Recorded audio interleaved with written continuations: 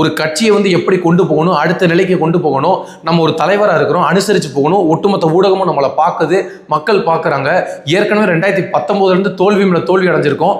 இதை சொன்னால் ஐயா எடப்பாடி பழனிசாமி சொல்கிறாரு, யாருங்க தோல்வி அடைஞ்சா, 2021 75 இடம் நான் ஜெயிச்சிருக்கேன் அப்படிங்கிறாரு.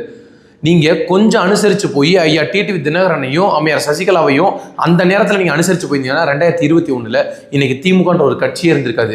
மக்களுக்கு துரோகம் செஞ்சது நீங்களும் சேர்ந்து தான். திமுகவின் பி டீம் யாரு? நீங்கள் தான்.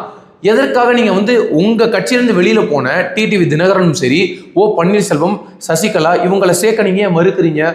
ஒருவேளை நீங்கள் 2021 டிடிவி தினகரனை சேர்த்துறீங்க அப்படின்னா உங்களுக்கும் ஸ்டாலினுக்கும் 3% தானே ஓட்டு டிஃபரன்ஸு. அப்போ இந்த கட்சி வந்து ஆட்சிக்கு வந்திருக்கும்ல. அவங்க என்ன சொன்னாங்க? உங்களை முதலமைச்சர் அந்த கருமத்தை ஏற்றுக்கிறோம் தானே சொன்னாங்க. ஆனால் நீங்கள் என்ன பண்ணீங்க? இல்லை, நான் மட்டும்தான் தலைவர், நான் மட்டும்தான் பொதுச் செயலாளர்னு சொல்லி அந்த மியூசிக்கல் சேரை இருக்க கட்டி பிடிச்சிக்கிட்டீங்க. இப்போ அந்த மியூசிக்கல் சேருக்கு இன்னொரு போட்டி உங்கள் பக்கத்திலே இருக்குது. அது உங்களுக்கு தெரியுதா தெரியலையான்னு தெரியல. ஆர்பி உதயகுமார் இருக்காரு, அவர்கிட்ட ரொம்ப கவனமாக இருங்க ஐயா.